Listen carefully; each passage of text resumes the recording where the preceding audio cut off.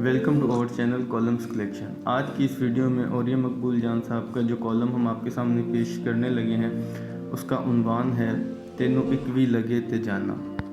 Balochistan university میں مارچ 1980 میں پڑھنا شروع کیا تو ابھی تک وہاں کے بلوچ اور پشتون نوجوانوں کے دلوں اور ذہنوں میں ذوالفقار علی بھٹو کے 4 سالہ آرمی ایکشن کے زخم تازہ تھے۔ یونیورسٹی میں لاتعداد ایسے طلباء تھے جو افغانستان کی جلا وطنی، پہاڑوں کی مورچوں اور حیدرآباد بغاوت کیس کے خاتمے کے بعد واپس نارمل زندگی میں جولائی 1977 کو لوٹے تھے اور اب اپنی تعلیم کا سلسلہ دوبارہ سے شروع کر کے کالجوں اور یونیورسٹیوں تک آ پہنچے تھے۔ ہر کسی کے اپنے اپنے زخم تھے اور اپنی اپنی کہانی۔ پنجاب میں 24 سال گزارنے والے میرے جیسے نوجوان کے لیے ہر ایک کہانی چونکا دینے والی اور ہر ایک زخم حیران کن تھا۔ اپنے ہی ملک میں پیدا ہونے والے نوجوان اس لیے غدار تھے کیونکہ انہوں نے جس سیاسی پارٹی کا ساتھ دیا تھا وہ ذوالفقار علی بھٹو کی مخالف تھی اور بھٹو کی آمرانہ اور فیوڈل سوچ یہ برداشت نہیں کر سکتی تھی کہ 2 صوبوں میں ان کے مخالف حکومتیں ہوں۔ لیکن میری سمجھ میں یہ منطق نہیں آتی تھی کہ فوج بلوچستان میں بھٹو کے مطیع و فرما بردار ہو کر بلوچوں پر آرمی ایکشن کرنے پر مجبور کیا، مگر وقت کے ساتھ ساتھ یہ عقدہ کھلا کہ امریکہ نے خطے میں اپنے تھانے دار شاہ ایران کو تحفظ دینے کے لیے انہی پاکستانی بلوچوں پر اس ایکشن کے لیے مجبور کیا تھا، کیونکہ سوویت یونین ایران کے ملحقہ علاقے سستان بلوچستان میں آزادی کی تحریک کو پروان چڑھا رہا تھا اور خدشہ تھا کہ اسے یہاں کی حکومت سپورٹ نہ کرے۔ بلوچستان کے عام نوجوان کا سیاسی شعور بھی اس قدر عمدہ ہے کہ وہ اس دور میں بھی اس ساری گیم کو سمجھتا تھا، لیکن ان کے مقابلے میں پنجاب کے پڑھے لکھے نوجوان کے سوچنے کا دائرہ کار ہمیشہ ہی سے محدود رہا ہے۔ پنجاب میں جس کو سرکار غدار کہہ دے وہ غدار ہے اور جس کو ملک دشمن قرار دے دے وہ آپ کے سامنے حب الوطنی کی لاکھ قسمیں بھی کھائے اس پر کوئی یقین نہیں کرے گا۔ جب 25 مارچ 1971 کو مشرقی پاکستان میں آرمی ایکشن شروع ہوا تو ذوالفقار علی بھٹو جو مغربی پاکستان کے عوام کے دلوں کی دھڑکن اور مقبول رہنما تھا، اس نے پاکستان کی اکثریتی پارٹی عوامی لیگ پر پابندی لگانے اور آرمی ایکشن پر ایک فقرہ کہا کہ اللہ کا شکر ہے پاکستان بچ گیا، اور مغربی پاکستان کے باسیوں خصوصاً پنجابیوں نے اس کی یہ بات دل میں ایسی بٹھائی کہ مشرقی پاکستان میں رہنے والے 60% عوام کو غدار سمجھنے لگے۔ یہی وجہ ہے کہ اس آرمی ایکشن کے خلاف لاہور میں صرف 3 افراد طاہرہ مظہر علی خان، حسین نقی اور ایک اور فرد نے جلوس نکالا تو ان سے نفرت کا اس قدر اظہار کیا گیا کہ لوگ دور دور کھڑے ہو گئے اور ان پر مسلسل تھوکتے رہے۔ مغربی پاکستان میں رہنے والے پنجابیوں اور سندھیوں کو بالکل اندازہ ہی نہیں تھا کہ مشرقی پاکستان میں کیا ہو رہا ہے۔ ان کے دل میں بھٹو کے ساتھ دھڑکتے تھے اور مدتوں یہ ایوب خان اور یحییٰ خان کی مارشل لاؤں کو پاکستان کی بقا اور سلامتی کی علامت سمجھتے رہے تھے۔ وجہ ہے کہ جو بھی اس عرصے میں یہاں سے مشرقی پاکستان گیا، خواہ سویلین تھا یا فوجی، اس نے اس دور کے بارے میں خون دل میں ڈبو کر باتیں لکھی۔ میجر جنرل خادم حسین راجہ جہلم سے تعلق رکھتے تھے، وہ ان دنوں مشرقی پاکستان میں تعینات تھے۔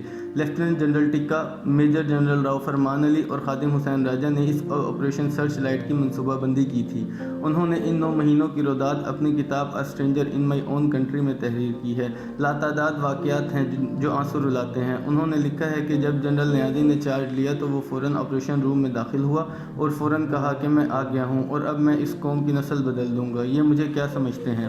کمرے میں لاتعداد بنگالی آفیسر بھی موجود تھے۔ ایک سناٹا چھا گیا۔ اچانک ایک بنگالی آفیسر میجر مشتاق اٹھا اور ساتھ ہی باتھ روم میں چلا گیا اور اس نے اپنے ہولسٹر سے پستول نکال کر اپنے سر میں گولی مار لی۔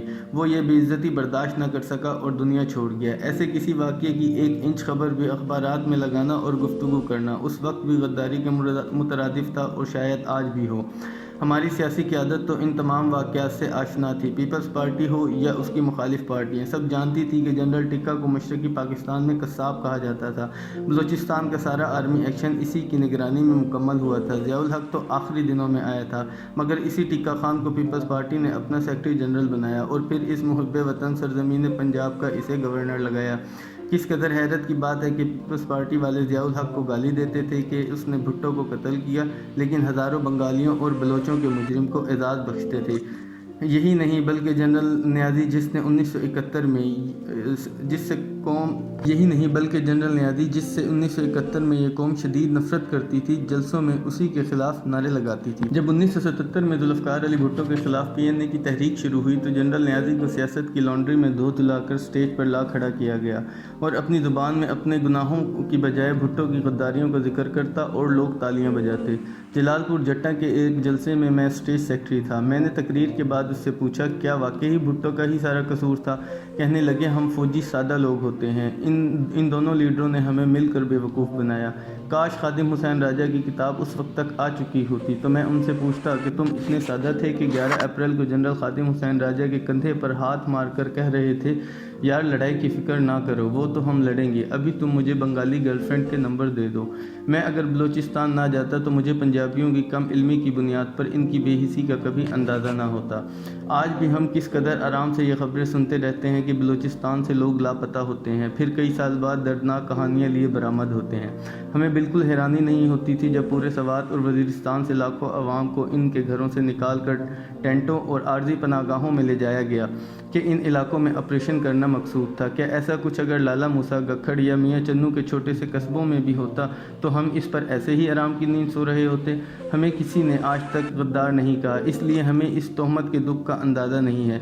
बलूचिस्तान यूनिवर्सिटी में पढ़ाने की इब्तदाई दिनों से ही मुझे अक्सर शाम को नवाब अकबर बुख्ती साहब की महफिल में बैठने का मौका मिलता। इन दिनों बलूचिस्तान की पुलिस में अक्सरियत पंजाबियों की थी।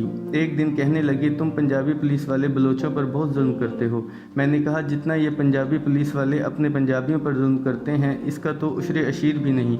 अपने मखसूस अंदाज में मूँछों को ताव दिया और बोले, जिस दिन तुम लोगों में एहसास गैरत जागा और तुम जुल्म के ख़िलाफ़ खड़े हुए तो उस दिन ये मुल्क ठीक हो जाएगा। गुज़िश्ता 6 माह में पंजाबियों को भी थोक के हिसाब से गद्दारी के सर्टिफिकेट मिलना शुरू हुए हैं। ये भी जान बचाकर भागने की अजियतों से गुजरने लगे हैं। कैसा लहजा बदला है सबका। ख्वाजा ग़ुलाम फ़रीद ने इन नाजुक मिजाजों के बारे में खूब लिखा है, जिन्नियाँ मेरे तन ते लगियाँ, तेनू इक वी लगे ते जाना।